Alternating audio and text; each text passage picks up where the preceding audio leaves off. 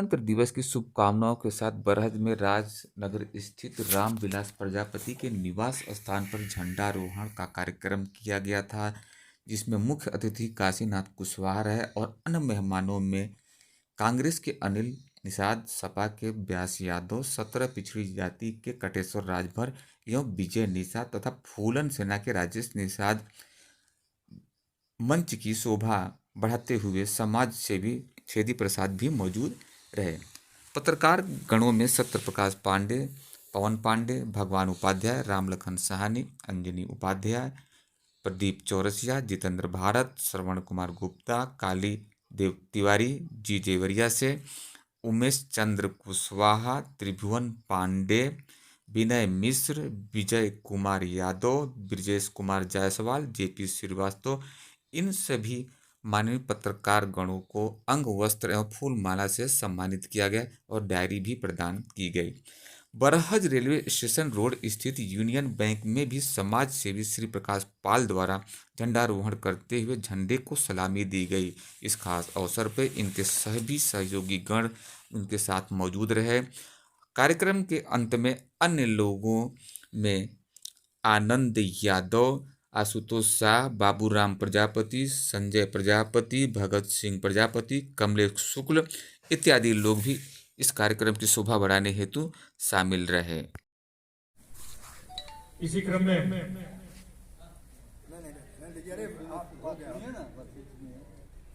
ये पिछड़े वर्ग से आते हैं, इनका सम्मान करने के लिए मैं खुद इनको भी माला पहनाऊंगा। बहुत बढ़िया, बहुत बहुत स्वागत है।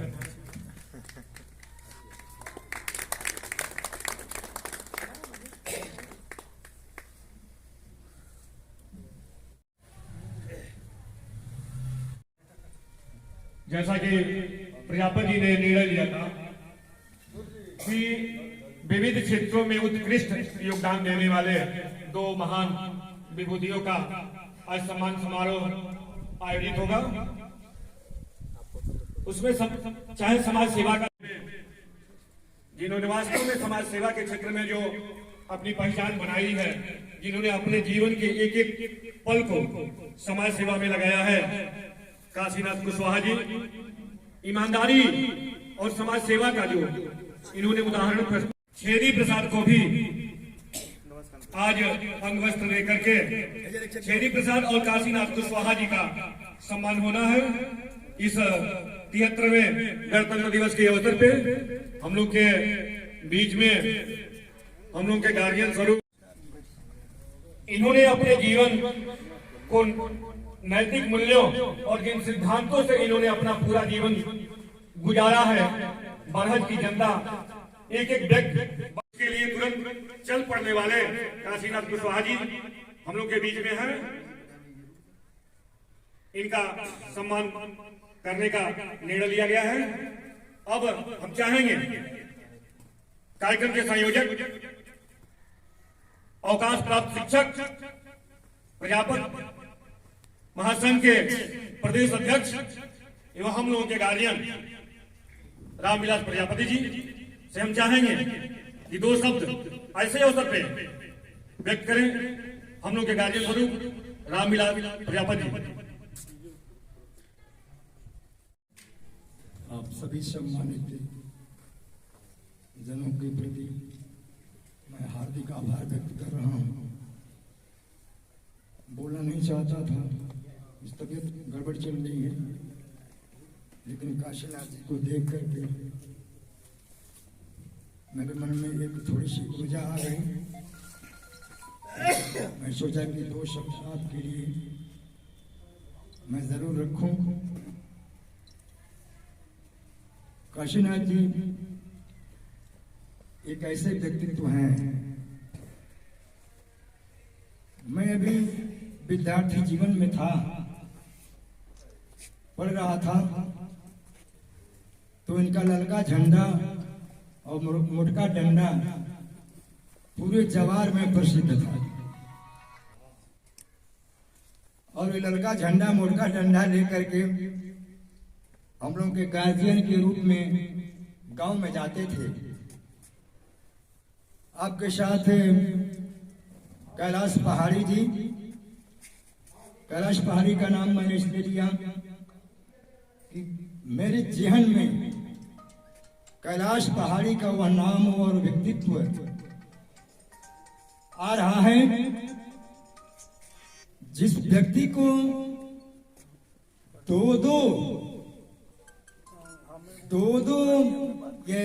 दो मुकदमे में आजीवन का कारावास हुआ था कैलाश पहाड़ी, और आजाद हिंद फौज की सिपाही भी रहे हो। देश आजाद हो गया, लेकिन कैलाश पहाड़ी को नहीं छोड़ा गया। सभी छूट गए, नेताजी जानते हैं, सभी छूट गए। जितने स्वतंत्रता संग्राम सेनानी थे सब छूट गए, कैलाश पहाड़ी नहीं छूटी।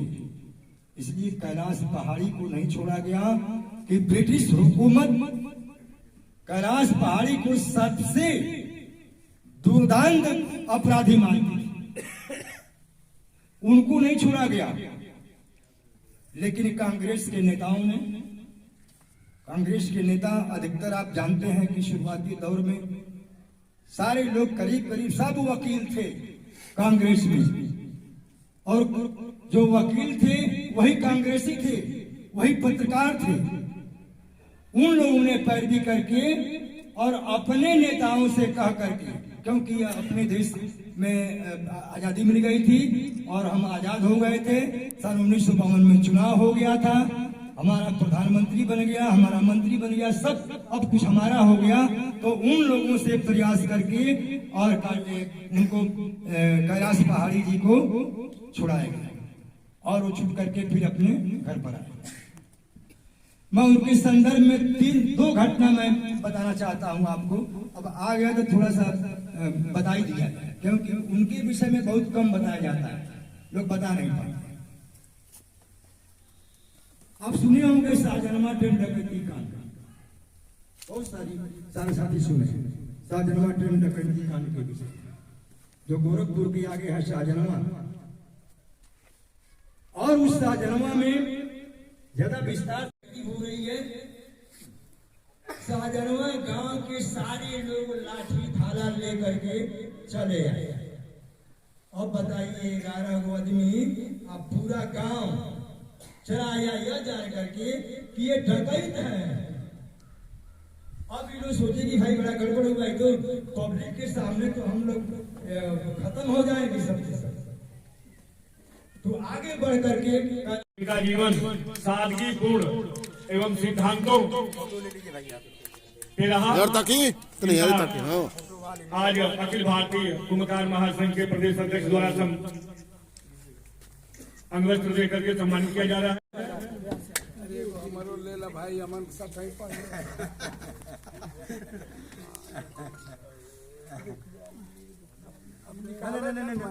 अच्छा, अरे ये आपका सब है ना, ठीक ना, हम लोग साथ ही में पढ़े हैं साहब, यही हमारे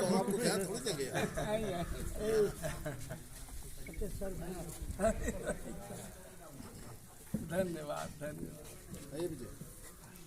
अब राजेश जी हैं, राजेश साहनी जी समाजवादी पार्टी के बड़े लीडर हैं, एकदम प्रदेश। अब सम्मान के अगले क्रम में छेदी प्रसाद अखिल भारतीय कुम्भकार महासंघ के प्रदेश अध्यक्ष राम विलास प्रजापति जी के द्वारा किया जा रहा है। यह सुखद क्षण है। 73वें गणतंत्र दिवस के अवसर पे यह सम्मान किया जा रहा है।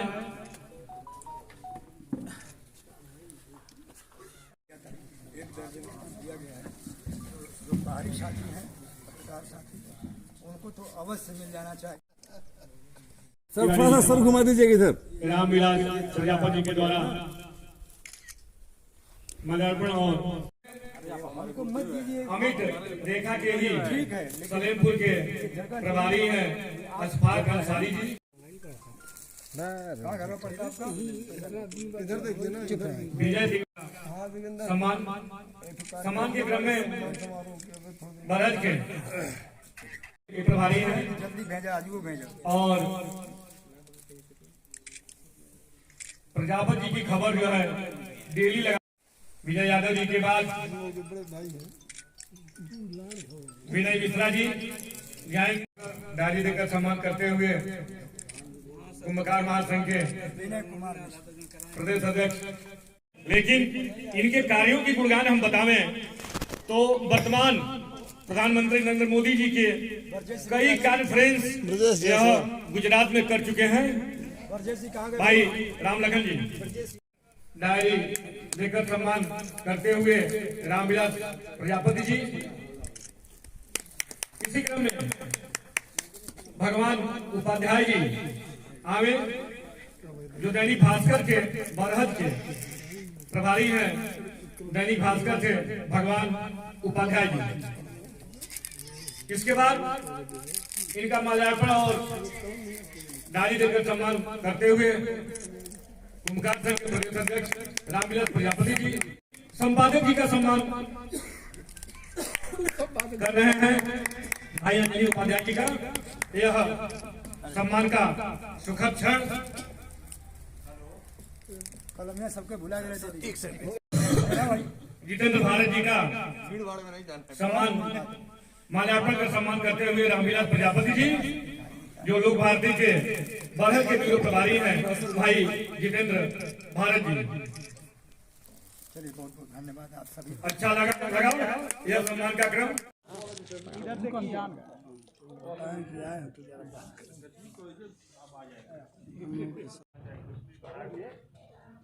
आज के कार्यक्रम में आपका स्वागत है।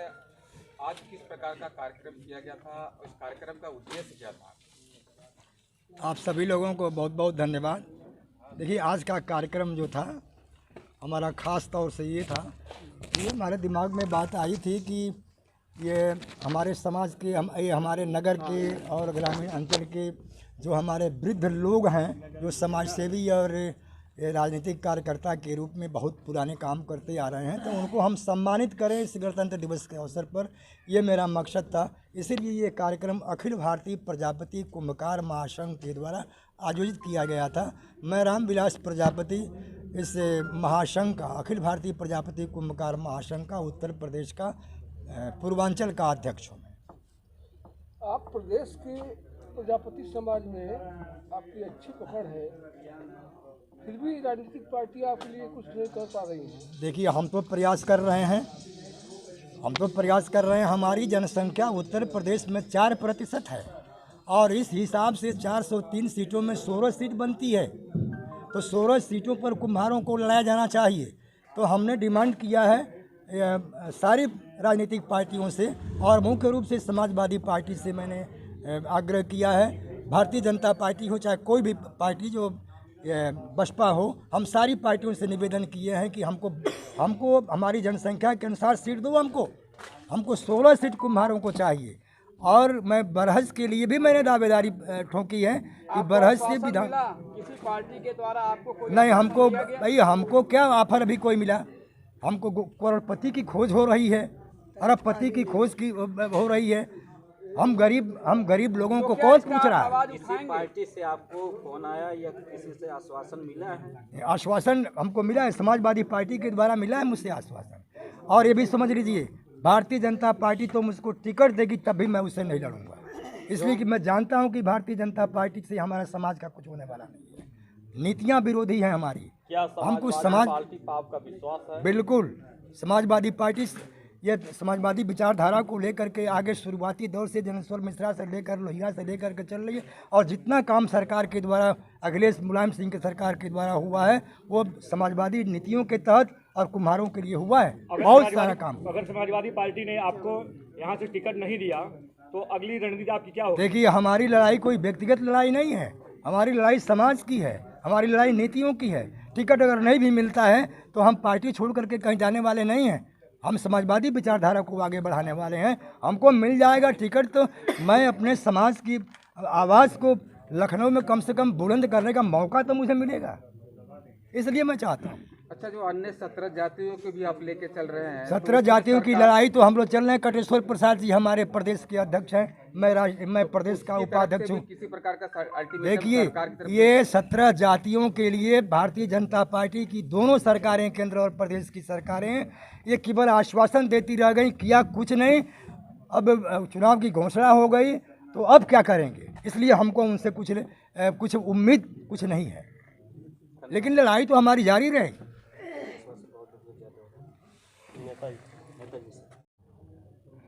जी, आज की प्रेस वार्ता में आपका स्वागत है। क्या आपका आज मुद्दा रहेगा और किस बारे में आप कहना चाहेंगे आज? देखिए, मेरा नाम व्यास यादव, मैं समाजवादी पार्टी का स्थापना दिवस से 24 कैरेट का कार्यकर्ता हूँ। बहुत ही ईमानदारी और मेहनत से मैं पार्टी में हर संघर्षों में भाग लिया हूँ और यहाँ के जो स्थानीय मिल, चीनी मिल रहा हो, गन्ना किसानों की लड़ाई को मैं लड़ा हूँ। 51 दिन चीनी मिल के गेट पर बैठ करके धरना दिया। देवरिया चीनी मिल बंद हो गई थी और स्थानीय मुद्दों जैसे अहिल्यापुर स्टेशन उजड़ रहा था तो मैं रेलवे लाइन पर बैठ करके आंदोलन किया था। और यह मुद्दा आज हमें बहुत ही गर्व महसूस कर रहा हूँ कि आज जो हमारे माननीय पत्रकार भी हैं रामविलास प्रजापति जी, और इन्होंने आज गणतंत्र दिवस के अवसर पर जो झंडा फहराने का यह मुझे अवसर मिला है पत्रकार के द्वारा, यह पहला अवसर है। और मेरे बगल में जो 17 जातियों का नाम आप ले रहे थे उसमें कटेश्वर प्रसाद राजभर जी और हमारे एक गार्जियन है, मैं ललका झंडा और डंडा में देखता रहा आप काशीनाथ कुशवाहा जी को, और ये हमारे सभी हमारे अग्रज हैं और इन लोगों को भाई आज बैठे हैं। मैं बहुत ही गर्व महसूस कर रहा हूँ कि जो सामाजिक ताना बाना है ऐसे लोगों से ही चलेगा। मैं यहाँ बरहज देवरी 342 बरहज विधानसभा से समाजवादी पार्टी से टिकट मांग रहा हूँ। यह बरहज की खूबसूरती और यहाँ का जो खूबसूरती का कारण है, यह बाबा राघव दास की कर्मभूमि है, देवगहवा बाबा की तपोभूमि है और पंडित राम प्रसाद बिस्मिल जो देश के लिए शहीद हुए उनकी यहाँ ये समाधि स्थली भी है। और यह पैना में 150 से 200 लोग जो उनकी भी समाधि स्थली है। और पौहारी महाराज जो पहले बने यही हमारे महेंद्र पांडे उनकी भी धरती, और मोहन सिंह जैसे समाजवादी नेता के साथ मैं 20 बरस रहा, उनकी भी जन्मभूमि। और उग्रसेन सिंह जैसे नेता, हरकेवल प्रसाद कुशवाहा जो मरने के 6 महीना पहले उन्होंने नोटिस दिया था संघर्ष करने के लिए गरीबों की लड़ाई, राम नरेश कुशवाहा जो उनका एक इतिहास अलग रहा। इन लोगों के इस कार्य क्षेत्र से मैं आया हूँ, यहाँ एक दावा किया हूँ कि ये जो हमारे महापुरुष हैं उनका मैं एक अगली कड़ी बन करके और इस विधानसभा के लोगों का मैं सेवा करूँगा। और यहाँ जो विकास का काम है, सड़क से लेकर के पुल पुलिया, और जो यहाँ का शिक्षा है मॉडल व्यवस्था, मॉडल स्कूल की, मैं अगर जो मुझे मौका मिलता है तो मैं इस आवाज़ को उठाऊँगा। और मैं समाजवादी हूँ और समाजवादी के साथ एक सामाजिक कार्यकर्ता भी हूँ। मैं अभी पिछले दिन आज जिस देश की आज़ादी के लिए आज हम लोग आज मना रहे हैं गणतंत्र दिवस, इसी आज़ादी में एक भंगी समाज का माता दिन भंगी जो शहीद हुए थे हम लोग नहीं जानते थे, लेकिन जब से मैं जाना यहीं बरहज पुराना बरहज में उनका हमने जन्मदिवस केक काट करके उनके समाज के लोगों ने हम लोगों के मुंह में आप उस कार्यक्रम में थे, प्रजापति जी, उन लोगों ने हाथ से खिलाया था।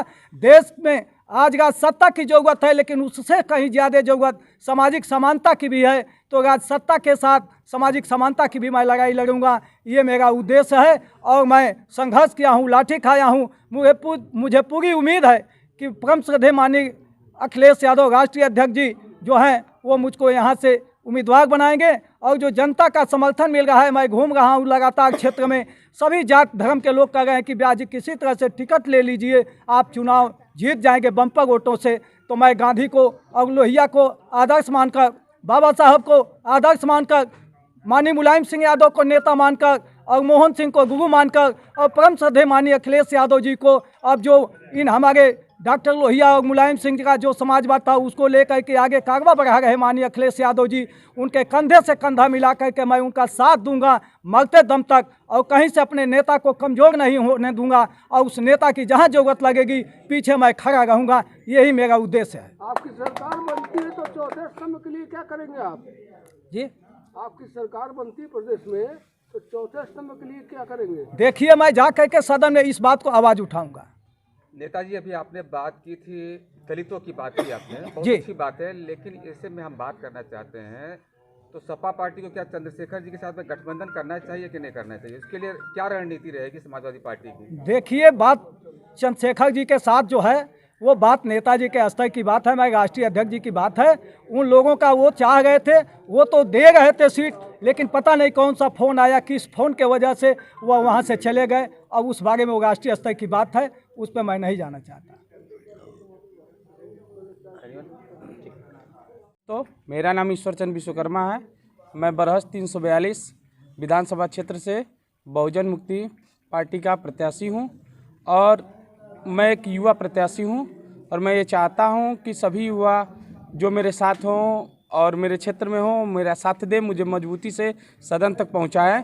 मैं ये सभी युवाओं से ये प्रेरणा लेना चाहता हूं और उनको ये बतलाना चाहता हूं कि हम मेरा साथ दें और मुझे सदन तक पहुंचाएं। दूसरी चीज़, भागीदारी जो मोर्चा बना हुआ है हम लोगों का, बाबू सिंह कुशवाहा जी का, ओवैसी साहब का, बामन मेश्राम साहब का जो मोर्चा है, वो हम सभी लोग साथ मिल के चुनाव लड़ रहे हैं। विधानसभा चुनाव में अपने आप को प्रदेश में कहाँ देख रहे हैं? विधानसभा चुनाव में सर हम लोग का तो आंकड़ा ये लग रहा है, मैं जैसे क्षेत्र में घूम रहा हूँ तो हमें लग रहा है कि बीजेपी से टक्कर हम ही लोगों की होने वाली है।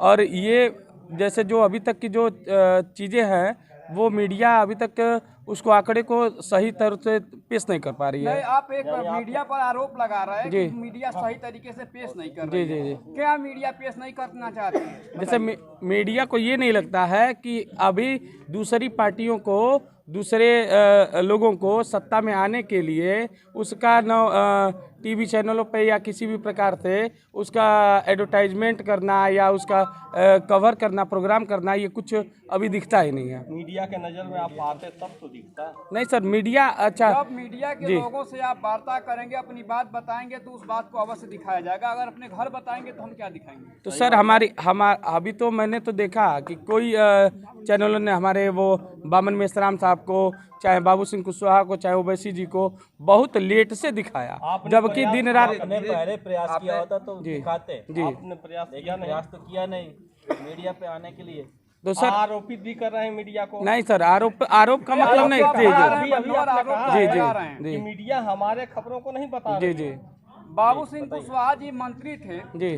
तब मीडिया के लिए क्या किए थे?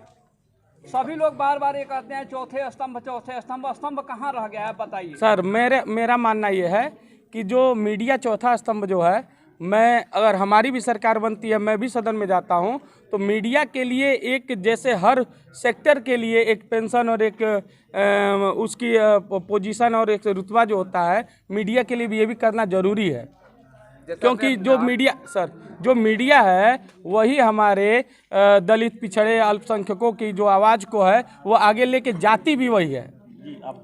तो बामन मेश्राम जी को तो खुलकर आना चाहिए, उनको राजनीतिक पॉलिटिक्स पार्टी में उनको जो भागीदारी होती है आपकी दलितों की, तो खुलकर स्वैच्छिक तरीके से क्यों नहीं आते हैं? अभी तो सर हमारी पार्टी जो गठबंधन बना है, ये भागीदारी परिवर्तन मोर्चा, उसमें खुल के आए हैं। किस मुद्दे पर चुनाव लड़ रहे हैं? मुद्दा हमारा, मुद्दा क्या है? मेरा मुद्दा ये है सर, सबसे मेन फैक्टर यही है कि संविधान को पूर्ण रूप से लागू कर दिया जाए।